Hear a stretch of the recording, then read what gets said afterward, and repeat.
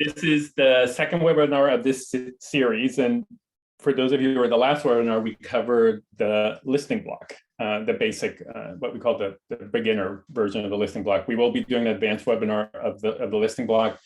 And what we thought we would do today is the forms, because they go hand in hand. And today we're going to be focusing on a couple of forms, just really the basics of forms. We'll probably do a couple of advanced items in it.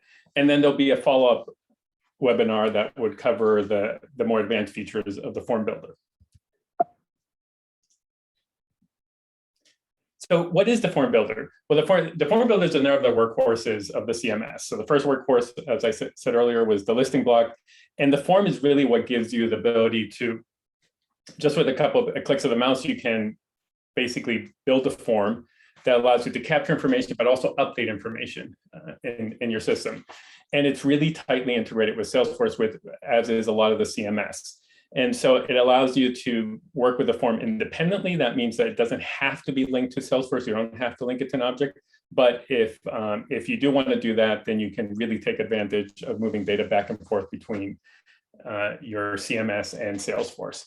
And you can use it for a variety of things, for applications, for surveys, newsletters, signups, and payments, and et cetera. And we're going to be covering some of those today. So some assumptions here, similar to the last webinar, we're assuming that we have a basic understanding of HandsOn Connect or LlamaSite.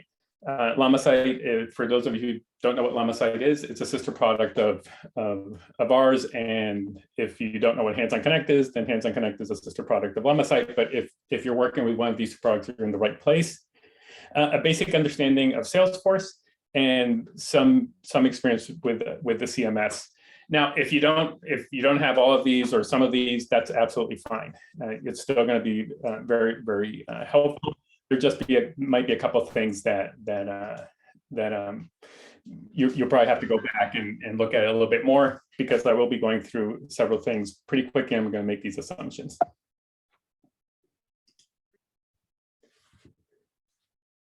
Okay, so basically what are we doing? So how do we make a way for donors? So I'm following this theme of donors. You could be doing this with anything, with members, customers, any group of people or any group of information. But since we started with coming up with this simple donor portal in the last webinar, I'm just going to follow this theme a little bit more. And so how do we create for donors a way to update their information, donate online, and provide feedback? And so this is really where the form shines, which is the ability for your users to interact with your system. And when you build a portal for your user base, you have a way for them to not only capture information, submit it to you all, but also update that information, as I said earlier. So what we're going to do is we're going to build some simple actions. I'm calling them actions just because every form has a submit, and which is inherently, and that's what we're really doing. I just jumped on, so yeah. I'll be in a second. So we're going to be submitting that that information, either, as I said earlier, to update or to create new records in Salesforce or locally. So what are we going to be working with? On the Salesforce side, we're going to be working mostly with contacts. We're going to work a little bit with opportunities, because we are going to talk about creating a donation, and the nonprofit success pack tangentially. So we're not going to be using as much as we did in the last webinar, but we are touching on it a little bit. On the HandsOn Connect or LlamaSite side, it's basically CMS pages and forms. That's really the only two things we're going to be working with. So let's get to work. What are we looking at really here? We're looking at, we have a user, Amy, which is the same user we used in the last webinar. And we're going to look at how she can interact with the newsletter, update her profile, and make a donation. So let me start here. So this is where we left off last time. And this is the dashboard. This is the exact dashboard we ended up creating in the last webinar. And we did touch upon forms briefly. I don't know if you remember at the very end that we added this action here as a bonus. And if I click on this Pay Now, this page that's showing up is basically a form. And so we're going to get to a version of this. We're going to create a donation form for like the general public. this is very specific for this one user because she had pledged this amount and now she has the opportunity to pay it through this form. But we're going to create a form that has a couple more fields so it's a little bit more demonstrative of what the form builder can do. But we're going to start this with a really, really simple form. It's this one down here. So to do that, I need to be in CMS mode. So I'm going to, what I have right now is basically two browsers open, one and if I can just pull it here, except my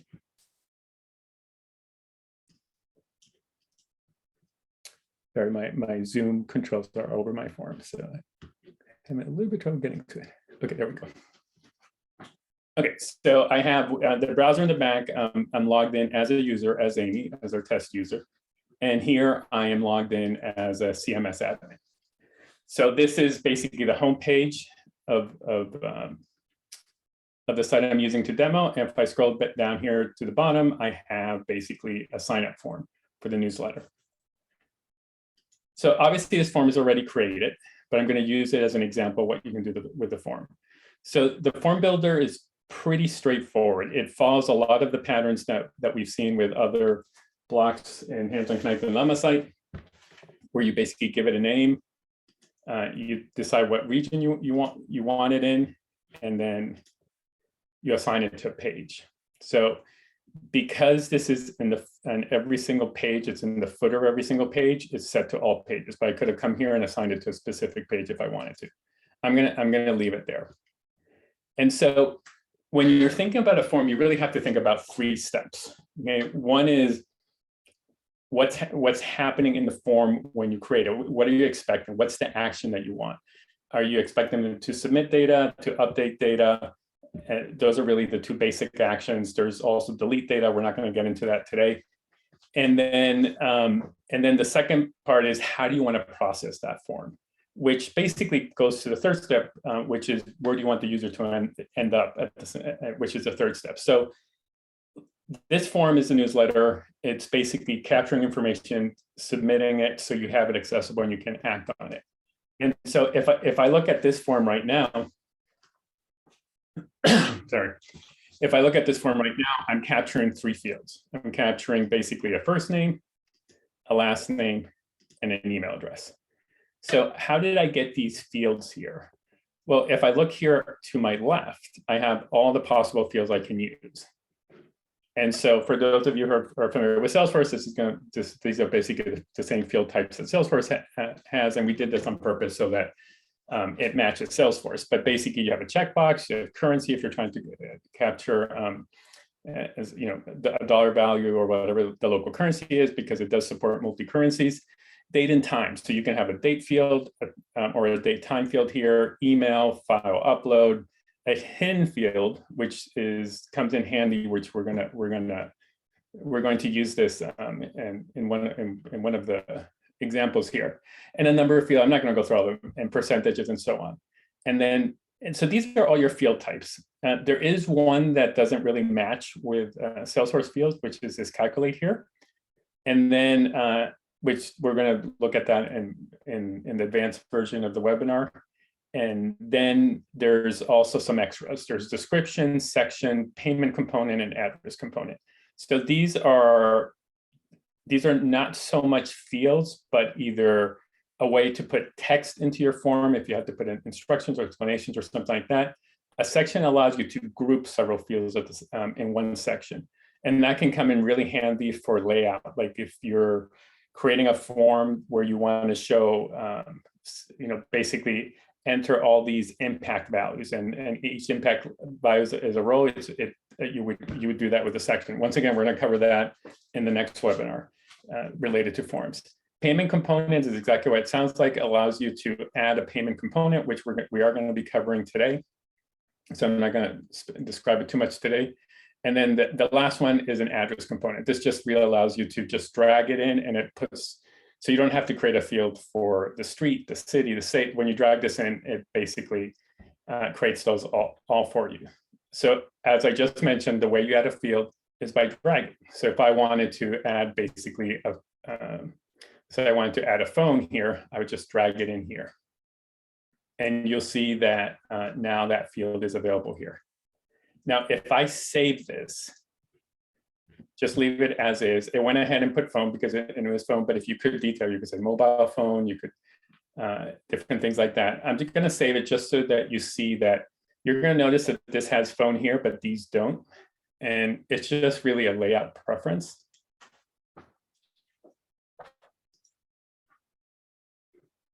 If I scroll here to the bottom, you'll see that it put the label on the left and the phone here.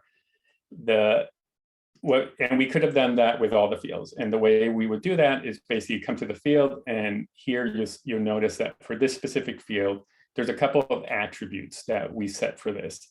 One attribute is we're saying it's required, which means you can't submit the form without filling out this information. The other thing is we hid the label. And so if I unhide the label, it's going to put it here. And I will go ahead and do that for all of them. Just so you can see an alternate layout of this form.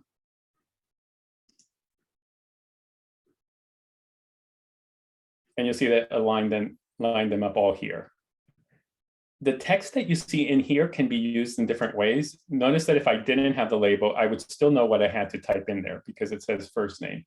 That's called a placeholder text. And that's text that will will allow you to give a little, you can either put there an example, or you can put there what you expect them to type in. So, and you'll see that there's a placeholder text here. So you have full control over that. The other things you have control is if where the label is going to be aligned. Is it going to be center right? Is this going to be a read-only field? This is useful when you're creating a form to update data as opposed to just submit it, because there might be some fields that you want to show the user, but you don't want to allow them to update it. You can also set the minimum characters. And if you're expecting, if you know it's a 3-character code, the minimum would be 3 or 3 or more, something along like that. You can also set a default value. I know I'm skipping through some of these just because this is a little bit more an advanced feature. A default value, and then you have these parameters, which we'll cover in the next webinar. This allows you to basically insert into this form a value from your session or from a URL parameter. Like I said, that's a little bit more advanced, so we're going to be skipping that. Now, this form it works. So if I come in here, create this form, save it,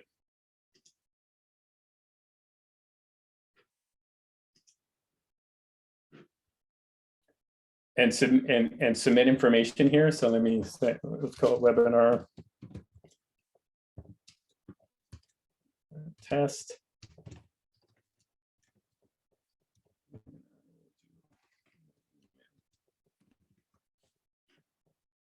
Okay, the phone is not required, so I'm not going to fill it out. If I submit this, it's submitted, and then I arrive to this basically confirmation page. So the question is, okay, great, it's submitted. Where is the data? Now we haven't tied this to Salesforce, and you don't have to tie it to Salesforce. And if you're not basically what we call syncing the form to Salesforce, which means when you submit it, the form gets written to Salesforce, it gets saved here in the CMS. So you'll see that there's an export form data, and then you can select the form. So this is the form we're using. And you'll see that the form name has 2 parts. Basically, the name of the form, which is the name I gave this form, which is sign up for our newsletter, and also this form ID, because what we realize a lot of times you end up having a lot of forms with the same name. So you can distinguish you can tell which form it is, because if you go to back to your form, you'll see that it has a form ID here. So just in case you have a lot of different forms and with the same name, this is the name here, because and you want to distinguish them, just come here and says, okay, this is 5053, and you know which form it is. And then basically what that does, it captures the data, and then I can tell it basically to download all the data or for a date range. And that's basically just going to download to a CSV, which you can open up with Excel or an equivalent program. Now, a couple of things you can do with this form you notice that when I submitted it, it went to basically this thank you page here. Thank you for signing up. So you can, you could create a separate page in your CMS to send them once they submit the form. And the way you manage that is through this setting right here, the form success message type. So basically you can say none, basically you submitting and nothing happens. The second one is you have a pop-up confirmation, which basically will just pop up and say the form was submitted successfully. You can do an auto close, which this is the one I'll test in a second. And then the success confirmation page is this one where it will show this. So you don't have to go create a separate page. For those who have been using the form for a long time, this was a feature introduced, I think, this year, so that you don't have to be creating all those CMS pages. You just put what the confirmation page, and the CMS will give you the success page automatically. Now, if I do the auto close and save it,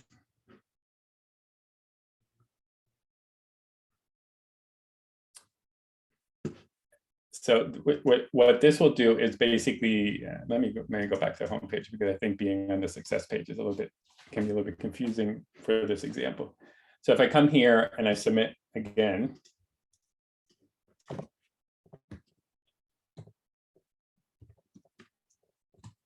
write my own name.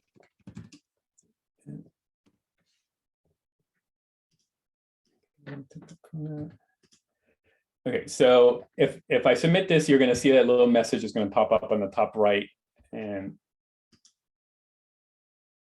so I'll put the message up here.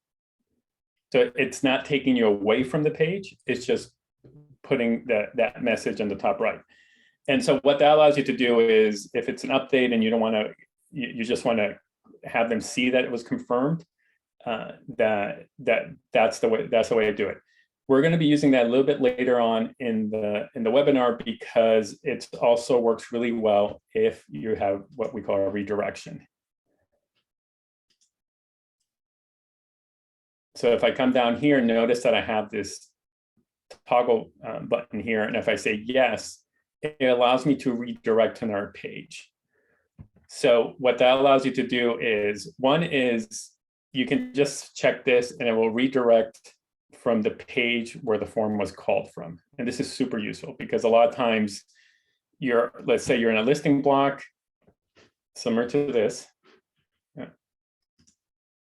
And you just got a peek. That was my bonus. So you guys got a peek view of that. So, okay.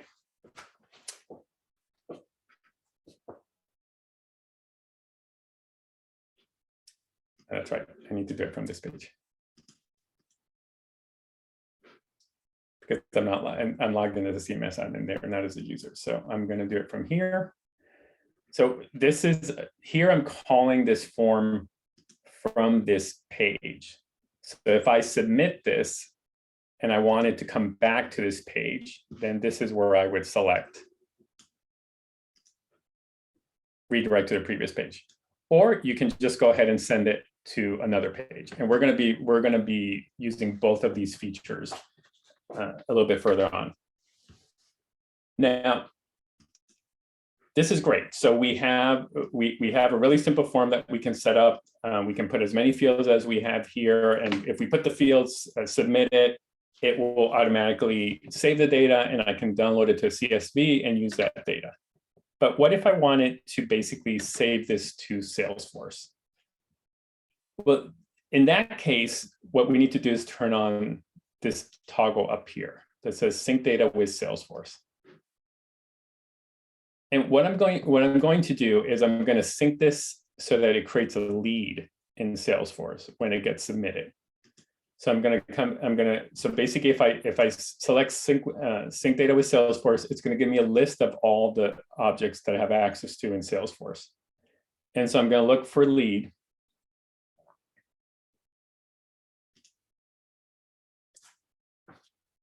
And when I select that, notice that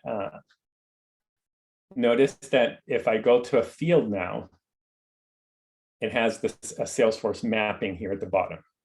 Okay, and so I can basically select the field I'm going to map this. So what that means is I'm selecting the field that when this form is submitted, it's going to write to in that object in Salesforce. And so the first field is first name. The second field is going to be last name. Third field, we're going to do email. And notice that it's smart enough that because this is an email type, it's not going to list every single field. It's just going to list those fields that are of equivalent type. So it's going to, which makes your life a lot easier for going through the list, but it also makes you also have to think ahead when you're creating the form, what type of field is that in Salesforce so you can map it correctly. Salesforce, as we do here, has a phone type. So I have to make sure it's phone that it maps, and I save all that. So in theory, if I save this and submit it, it should create a lead. Okay, so we're going to give it a try. By the way, spoiler, it's not going to create the lead because it's going to give me an error. I'm going to go back here. And get rid of that.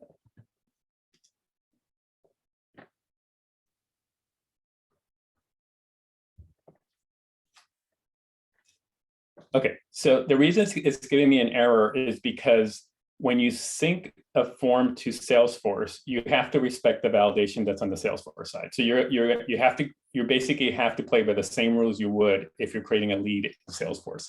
And so you'll see that it says required fields missing company. And that's because if I go to Salesforce,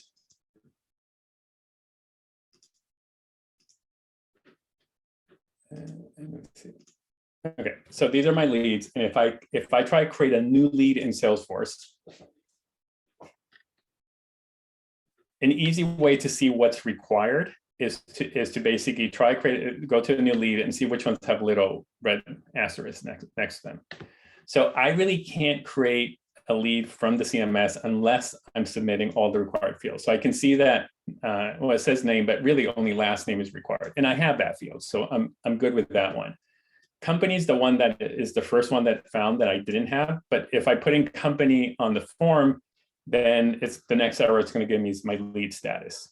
Okay. And then I don't really see any other fields here. The only other thing that you might run into every so often is that if you have multiple record types in your object, is that you have to define the record type. You have to tell the form which record type it's going to create. So I'm going to go ahead and add these two fields to my form.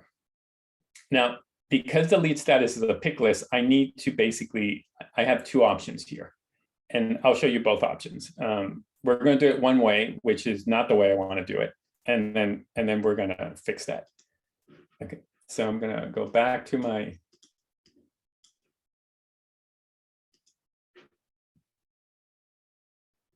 So remember, I had organization name, which is basically a text field. I know that in because I happen to know that.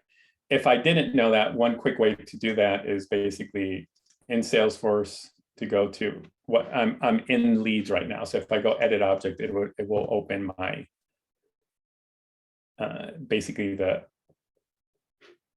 will open my leads for me here under the object manager. So I can go to fields and relationships, and I can look for organization.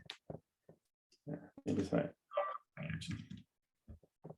company, and here it is. Okay, it's a text field. Okay, I know that. And then the other one was lead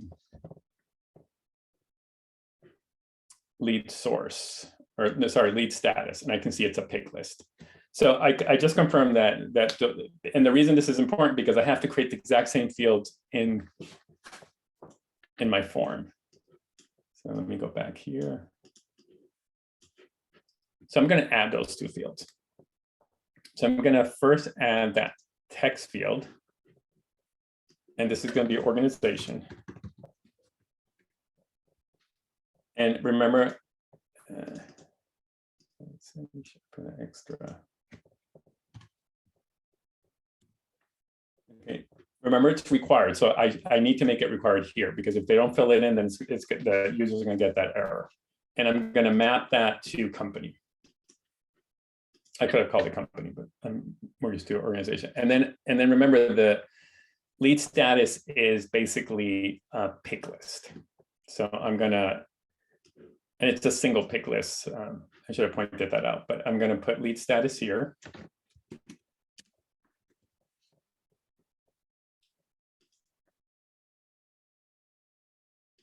Actually just call status and then I'm gonna save that. Now it's gonna give me an error because it's gonna say, wait, this is a pick list and I don't see any options here. So I could go to my, keep on putting these lower and lower. So I could basically come to my, come over here and say, and type in contacted, open, qualified, unqualified, and that would work. But it's not what we recommend, because the reason we don't recommend that is if those ever change, if those change, then you would have to come here and update them. So I could type open, new line, next one, next one, next one.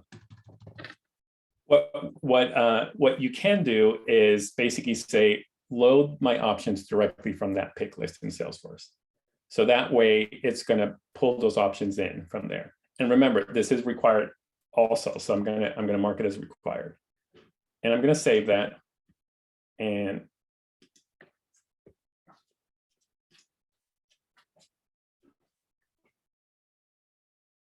okay, so now I have all these. So I'm going to fill this out again.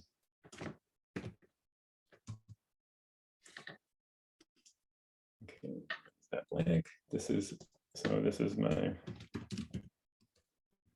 company, and I'm going to select one of these. I'm going to submit it.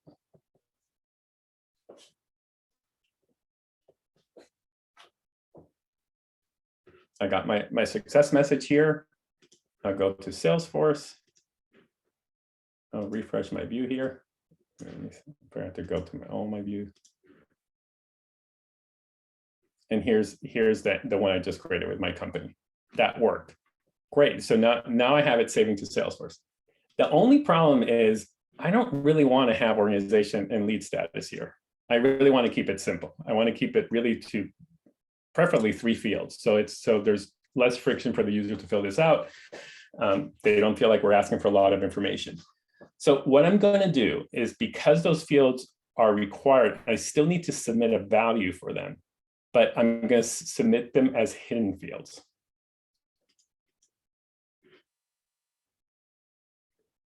So I'm going to basically remove these 2 fields.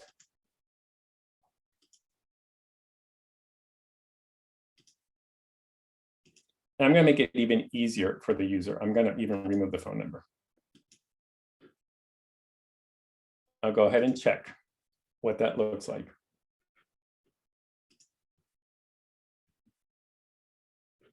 That's the form I want.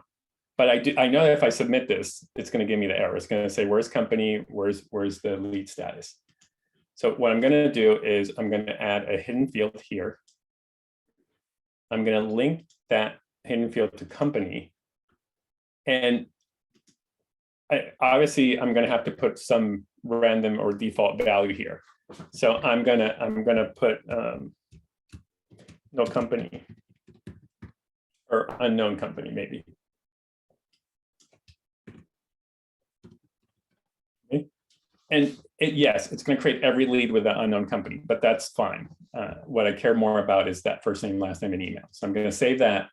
And I need to add a second hidden field for the status.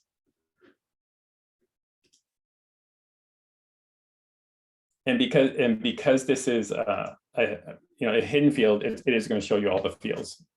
Now, the status I can't be random, because remember, the status is a pick list. So it has very specific values to it. And so I know that when I submit a lead, I want it to come in as open. That's why I said you could decide some other status. Okay. So now those values are going to be submitted. We're simply not going to ask the user for them.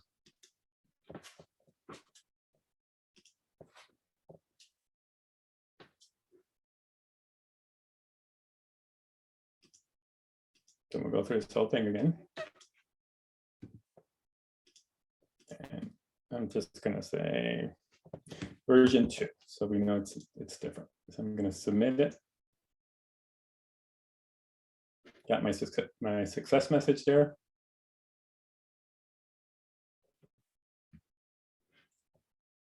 that worked.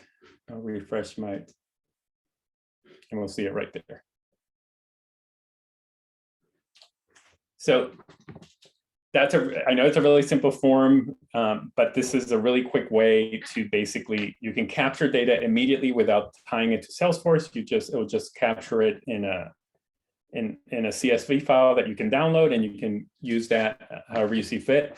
Or you can tie it to Salesforce. You just have to work with the object that you're submitting it to. So if you're submitting it to leads, to contacts, to accounts, or to a custom object, or to an opportunity, just remember that you have to make sure whatever that is required in Salesforce is also going to be required in the CMS. Okay, so we're going to move on to another case here. So now I'm here, and one of the things I added before this webinar is I'm logged in as Amy, and I want to see my profile. And yes, this is a really super simple profile, but what it tells me is basically what this organization has for me. And I look at this and I said, wait, that's not the photo I want there. I'd like to edit this. Okay, so now we're going to create a form from scratch. We're going to basically create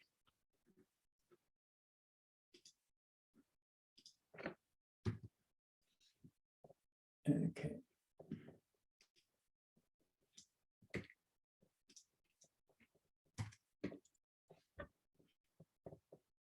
Okay, it's not going to be completely scratch because I already got started here. So I'm in the form builder, and if I go back here, basically this is all the data I want to really share with. That's part of the profile, and so if I want to give my users the ability to update their information, I would need to give them basically a way to update their name, their email, phone, employment status, and communication preferences. There, you can select whatever fields you want there. So I have this field, I already have the first name, last name, and email. I already have the sync set up so that I know that I'm syncing with Salesforce. And because this information is in the contact record, I'm going to sync it with the contact. Now, remember that I am updating this information. So, which means when I go into the form, I want to be able to see the information that's in the system. So I'm going to turn on this toggle right here that says populate fields from Salesforce. And then I'm also going to toggle it to update information. That means that if I not only show me the information in my form, but if I submit it, go ahead and update that data in the record or in the contact that's related to. And because it's updating it for the contact that I'm logged in as, Amy, I'm going to say it requires a login, this page. Okay, and then you'll see a couple of things I can save. If you have like a very long form link application, you can turn on save and complete later and so on. So now I have my first name, last name, and email. I have it assigned to a page already here. And I have the success message is just a pop-up confirmation, which is not one that we've used so far, but you'll just see it in action. So I'm going to save this.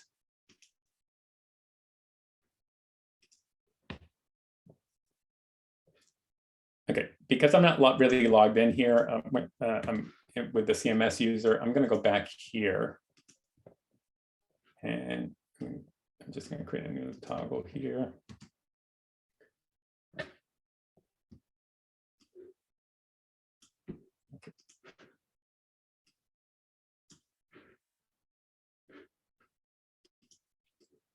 Okay, so we're going to work on this a little bit. So let's add a couple more fields before we update. So remember that we had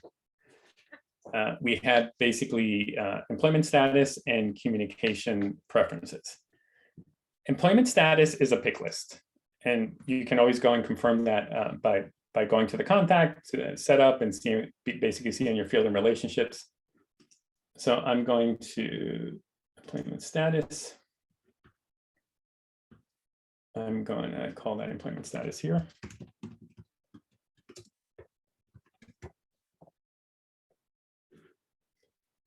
And I'm gonna, because this is a pick list, I'm gonna load it from Salesforce. I'm not gonna make it required, it's really not a required field. So you can actually make a field required here that's not required in Salesforce if you wanted to make it required for users doing this specific update, but I'm not gonna make it required. I'm just gonna save that. And then I am going to add and then the communication preferences I know is a multi-select. So I'm gonna put that here.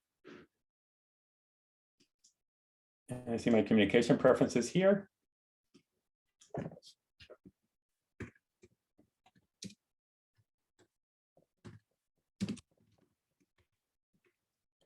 Okay. I'm also not going to make that required. Although it's a multi-select, it's still a pick list. So I'm going to load that from the pick list. And I'm going to save that.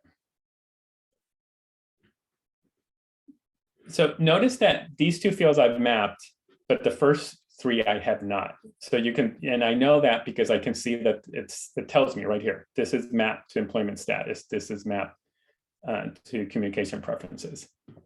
And the reason that's important because if I save this,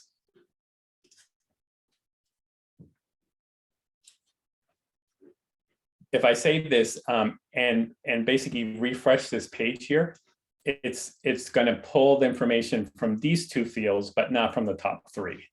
So it's important that you map all your fields, at least the ones you want to make sure that are shown. So this is where I was saying that, let me map this first. I'm going to map this to first name. I'm going to map this to last name.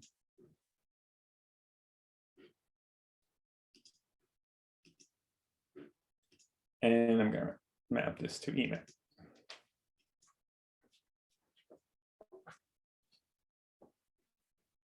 So now I can see that they're all mapped, and I'll go ahead and save this.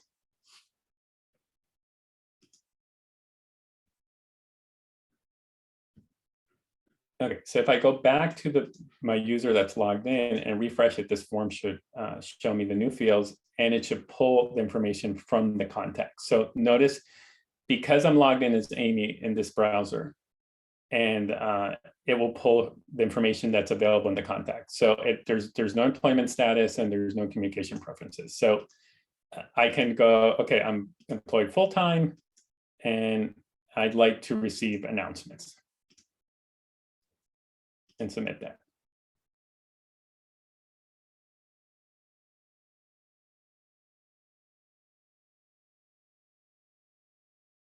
And you notice that I actually have two forms on this page. I still have my newsletter one here, and I have my profile update. And this is the dialogue confirmation, which I'm sure you've seen a lot if you use the CMS. This is one of the ways to confirm that the information was submitted successfully. Okay, so this does the job. You'll see that now it's submitted, it pulled correctly here. I'm going to make a couple of changes here. I don't really like, I'd rather have these checkboxes visible here. I think it's easier for the user. And I could even turn these also into radio buttons if I wanted to. And so I'm just going to go ahead and do that. So I'm going to go back to my CMS here.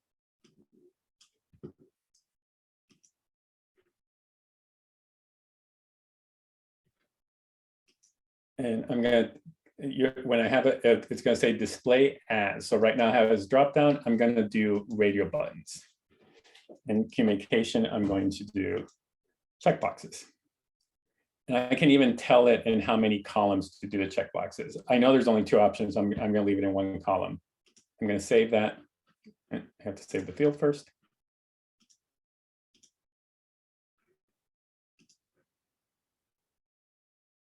And now it lays them out this way. So when you're working with the form builder, always explore the options, and we tend to call these attributes that are available for each field because they vary from field to field. So a pick list will have different attributes or options here. So it allows you to lay things out in different ways.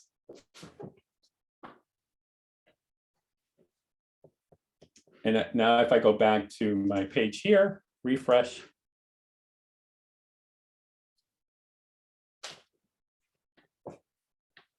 it has all the information, and I can say, oh, you know what, I want the newsletter too. So save it. And now that it reloaded this page, it would do that. So remember that when I said that I really wanted to basically be able to update my profile here. I know it's not showing the profile here because I'm logged into CMS, but I could add a button here on this page so I can go straight and update my profile from here.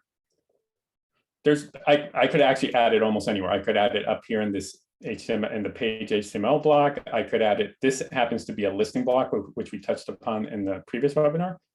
Well, we didn't touch about that, was the whole webinar. But I'm going to add it up here. It's probably not the best place. I would probably work it. I would probably do a little bit of styling here and things like that. But what I'll do is I'll add a link, and I'll display update profile. And then what I need to do is go to the page, this page, grab the URL up there, and put it in here. I don't need that ampersand at the end. So I'm going to save that. Maybe I align it to the right, save that.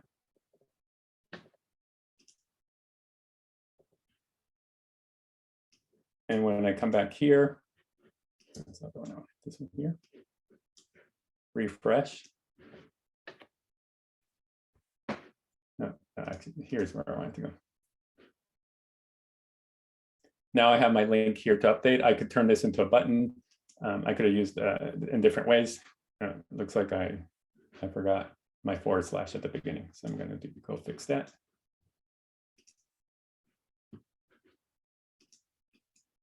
I'm going to edit this link, and I need a / up here.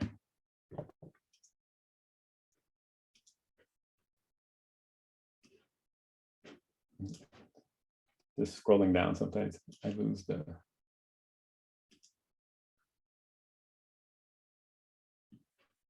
So what I'll do is I'll go back to my previous page here.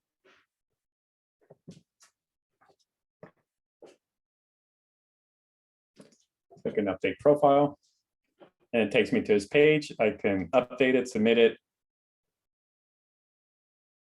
Great, I'm there. But the only thing is I'd like it when I submit it that it ends up on the page that has my profile information. So I'm going to make one last change to this form here, which I teased you all earlier with. And I'm going to tell it that I'm going to combine two messages. I'm going to combine the auto close with the redirect. So I could go ahead and put the URL of this page here, but I don't really need to. I can just say redirect to the previous page, which means redirect to the page where it came from. And so I'm going to submit that.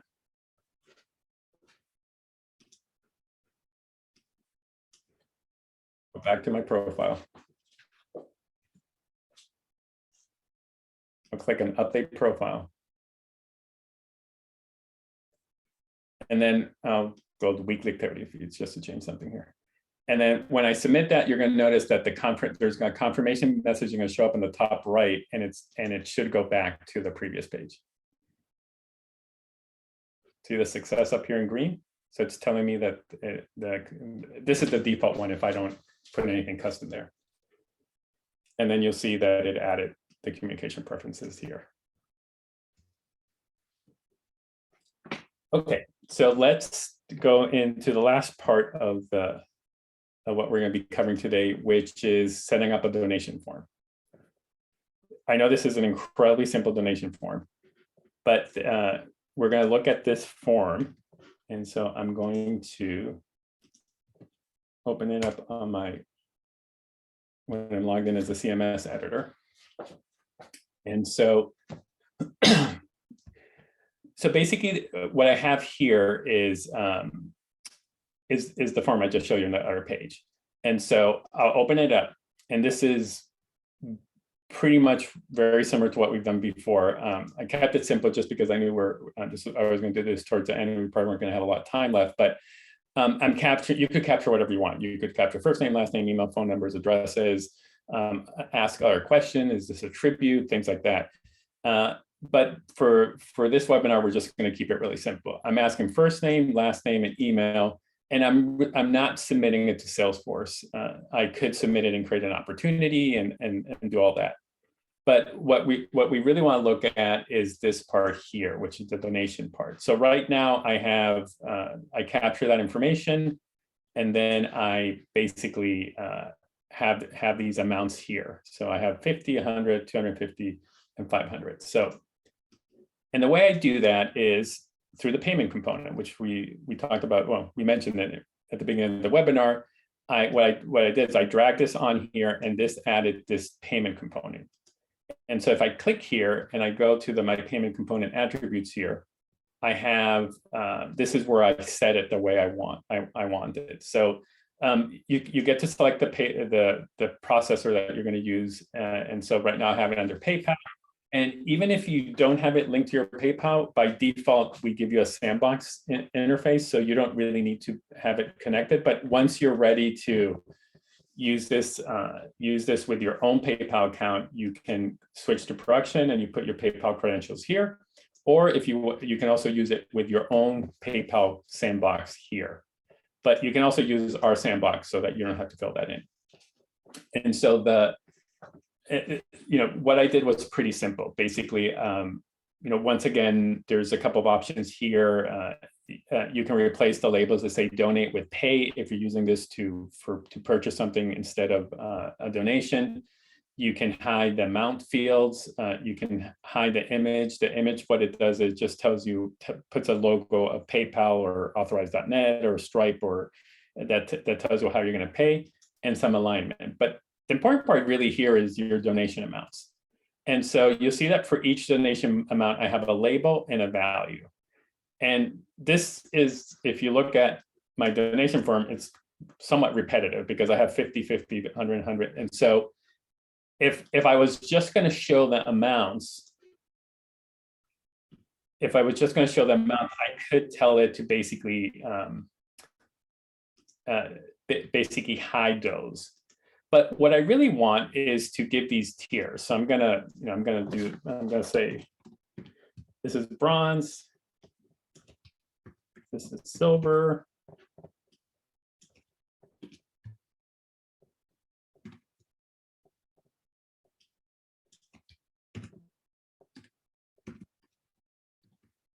and platinum. So now I have my tiers. I'll save that, save this.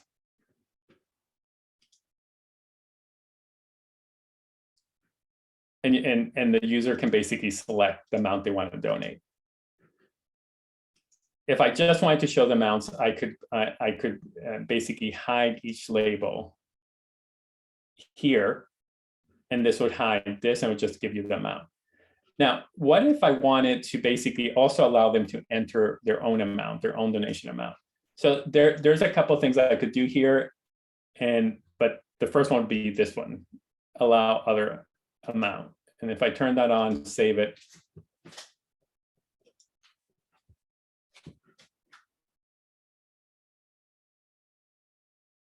then it adds this little box here. So as you can see, really quickly, you could add a donation amount, a donation page to your site. Now, another use of this, and I'm going to repurpose the same one because I want you to see that we're using the exact same one, is I could basically turn this into, if I wanted to, like what we call a super simple shopping cart. We actually have a full shopping cart module, but if I wanted to really give my users an easy way to buy something, I could turn this into t-shirts if I wanted to. So I could say, a cool t-shirt. So this time I'm selling something here. I'm just going to use the same labels here so I can. And we'll keep the bronze there.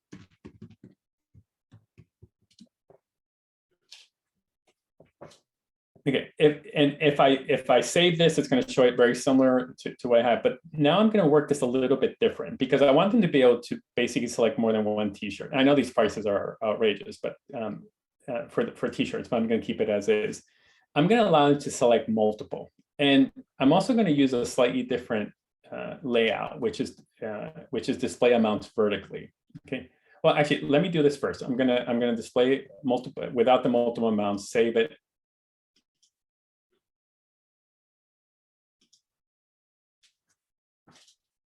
And you'll see that it put them here, but it only allows me to select one of them at a time. So I'm going to now switch it so they can select more than one. So if I select multiple, and also, so it works a little bit more like a shopping cart. I'm going to display that add and remove button. I'm going to save that.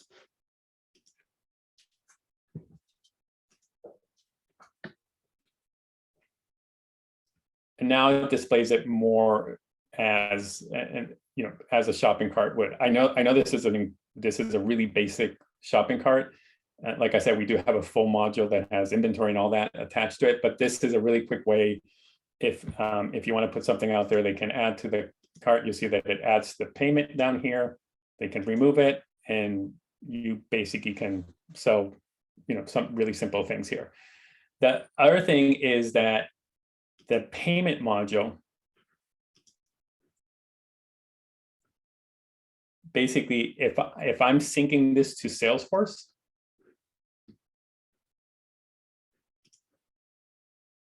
you'll see that it adds these fields here. So you can basically sync the payment information with your Salesforce via an opportunity, and also you'll see that it has basically this field that's called status, that if you map it to a field in Salesforce, it will tell you in Salesforce if the payment went through or not.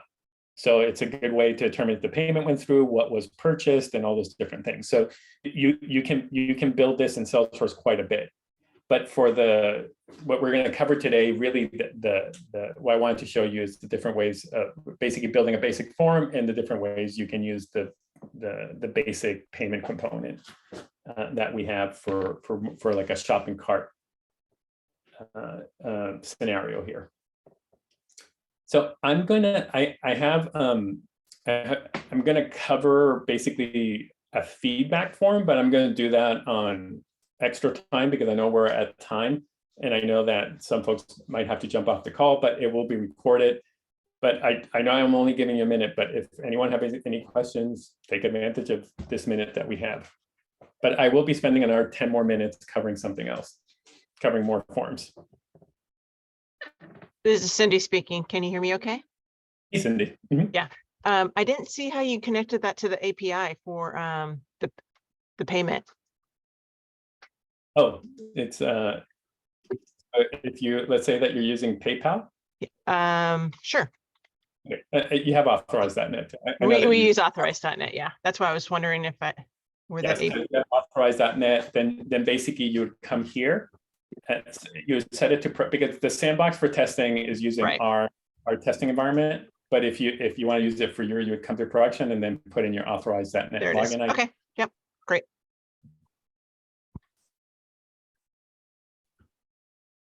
I have a question going back to kind of something you were doing earlier. So if you require a user to log in to submit a form, in order, for example, their first name, last name, email capture on the back end without having to enter it, you were using that field kind of on the right with like the given values.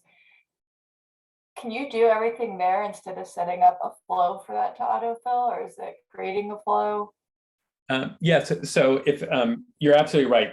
So this was meant to be like a public form, but if on the profile, I don't need to. That the profile was designed to exactly update first name, last name, and all that, and it pre-populates it. But if I was doing this, if this donate form required that you were logged in, I wouldn't have to ask for first name, last name, or email because I already know who the person is. So what I would do is I would submit this. I would have to have it synced with Salesforce, and then I would basically use one of these fields here, because if the person is logged in, I know their Salesforce ID, which is this, what we call a token. And we covered this a little bit, and we're going to cover this a lot in the next webinar about forms and also about listing blocks, is how to use the tokens, because this is what makes these tools really powerful. But if I understand your question, if the form you have requires that the person be logged in, you can save yourself a lot of trouble. I mean, you don't have to add a lot of fields because you already know who that person is. Right, so are those the only tokens available that are right there? Or say, for example, if I wanted to pull in their phone number based off of their login, would I use the token current user ID and then map it to phone number and it would know to pull that? Well, it's actually per object. So if you notice that the form I created for the profile,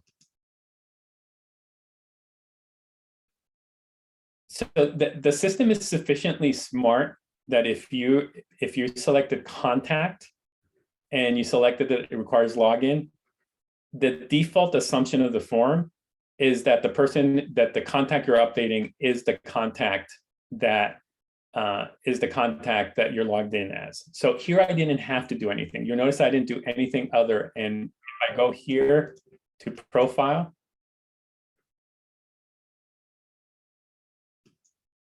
the form is pulling the contact information is logged in. But let's say I wanted to update the contact information of someone else. Then basically we would use either a custom session variable or we would use URL variable or parameter, and we'll cover those. But you are able to pass to this form the ID of the contact you want to update. If you don't pass any ID, then it assumes you're updating the contact that you're logged in as. Did that make sense? Yeah, I think I have additional questions, but I'll get on live. Thank you. Okay. Any other questions? Okay, so let me. I'm going to do a little bit of bonus material. So, like I said, I know we're 3 minutes past the time. This will be in the recording, so you can come back and look at it later. What I wanted to do is basically show you how you can basically create. You can daisy chain several pages together, because right now all we've done is you submit a form, you go to a success page or a success message, or you get redirected to the previous page. So I have an incredibly simple example of pages that we can tie together. So the very first thing I'm going to do is I'm going to go to my donate page here. Okay. And this is going to require a little bit of imagination because I have the payment component on the page. If I submit this, it's going to ask me to make a payment. And so what would happen is it would ask me to make the payment. Once I make that payment, it would take me to the success page that I'm going to. But I don't really want to go through the payment right now, even though it's a fake payment. So what I'm going to do is I'm going to make my life a little bit easier. I'm going to delete the payment component. Okay. And then I am going to come here.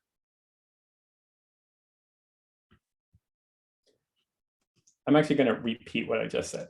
And I'm going to do it in a different order because it makes a little bit more sense now that I think about it. I'm going to tell it to redirect. Okay. And where I want it to go to is after the donation happens, I want it to go to a page that asks them how their experience was. So I happen to have created that page already. But I don't remember what the URL is. Okay. It's this one right here.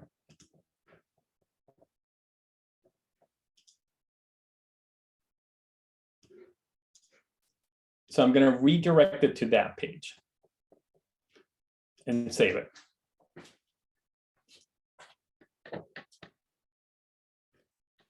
So if I grab this and submit it, sorry, it's going to ask me for all this information. I submit it. It is going to take me to this, and I'm not going to log in and do all this. So what I'm going to do is to be able to show you what I want to show you. I just want you to imagine that when I clicked on this, it went through this. So once I complete the payment information here, it's going to take me to that survey page that I added in the redirect. So what I'm going to do right now is basically remove the payment, so it doesn't run me through the payment. It just, and I just need you to imagine that we did do the payment.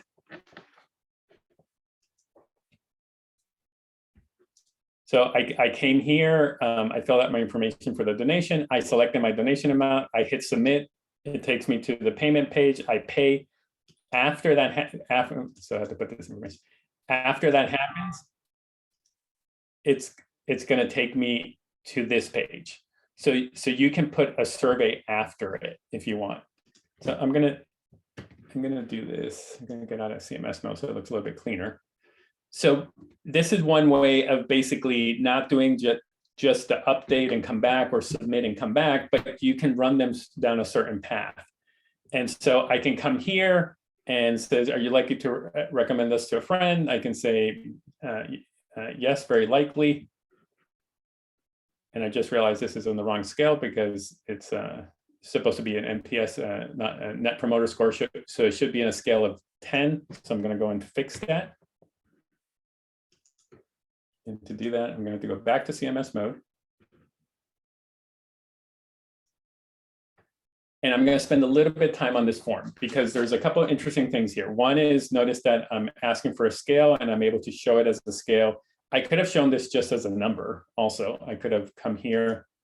And if I look at this field, this is a number field. And basically, with numbers, like, remember that the attributes for each type of field are going to be different. So in this case, I'm using what's called a scale rate. But I could have displayed this basically just as an input for a number. I could have done a slider. So I'm just going to run you through them so you see.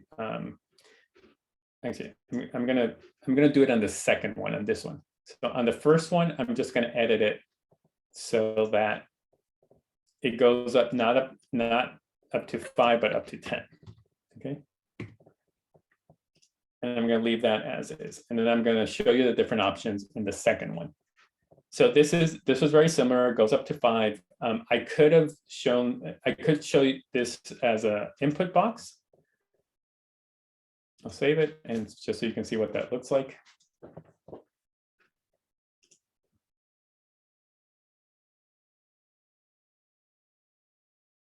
And it's basically just a field where you enter the number. So I can enter 1, you can enter 10. If I try to submit that, it's going to tell me that the max is 5, okay, which is what I have set there. I could also display it as a slider.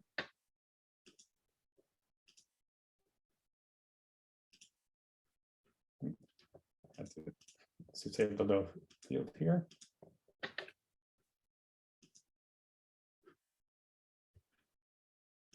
So you have the slider here and you see the number there. Now, these two don't really, I mean, they could work. This one probably wouldn't work because I have no way of telling it, the scale. I could have typed here, I could have put in the question, the scale is 1 is not likely, 10 is very likely. But this one wouldn't work great. It will work for other things, but not for this. I could also do what's called an intensity rate scale.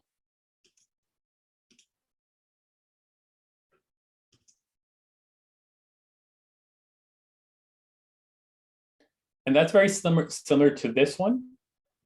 Where this one, if I select 6, you'll see it select, but this one, basically, you'll see it just assumes that you're selecting. So it's basically, it's also, they call them a temperature scale too. It's just a different way of presenting this. Now, for the example I'm giving, I don't really care too much about this. I'm not really using it for anyone, for anything, this field in the next page.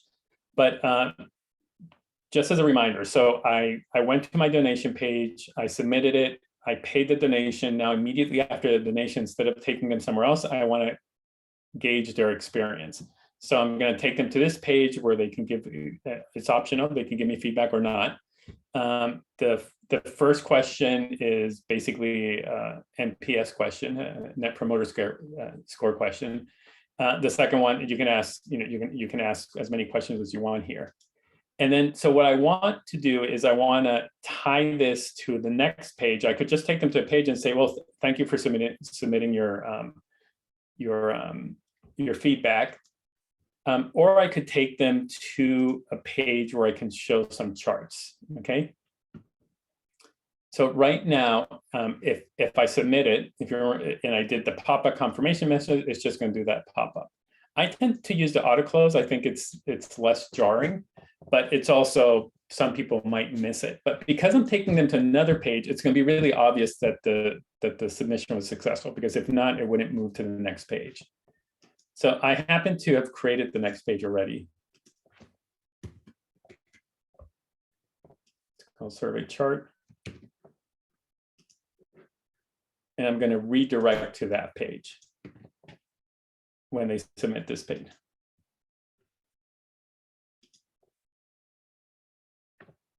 Oh, and then one more thing I want to show you. This is you'll see that each of these fields are mapped. They're mapped to basically an object called LS survey response. You'll see that they're mapped. So when I submit this, the information is going to be captured, and the next page, which is going to show me a summary of all the survey responses so far, is going to be updated with information I just submitted. So I'll refresh this to just make sure. Get out of CMS mode, just so it looks a little bit cleaner. I'm gonna give it a high score.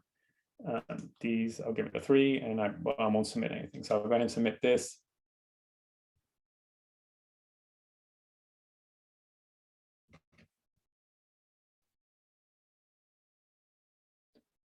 And now I can take it to just about anywhere. And what I'm doing here is I'm actually taking it to a page with 2 listing blocks that's pulling data out of Salesforce and making these calculations for me.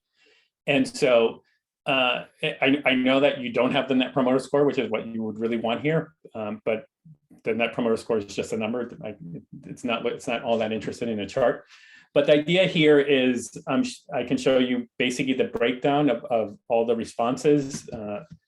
I can see 17% responded with a 5, 14% with an 8, 15% with a 9, and 10% with a 10. And then I can also calculate, for those of you who are familiar with NPS, basically anything 9 and 10 is a promoter, anything under 6 and under is a detractor, and basically 7 and 8 we toss out. And so this is just a way to show you how you can basically daisy chain several pages together to give the user a longer experience and hopefully a richer experience in terms of not only them submitting information, updating information, making donations, but and all that, but also showing what that experience might look like. I understand this use case makes absolutely no sense. You would never give them a promoter score after a survey, but this is more to show off the charts in that. So we started the last webinar with listing blocks. We went through forms, and now we're ending the forms with those listing blocks, showing them as charts. And that's the bonus to this little survey process, donation/survey process.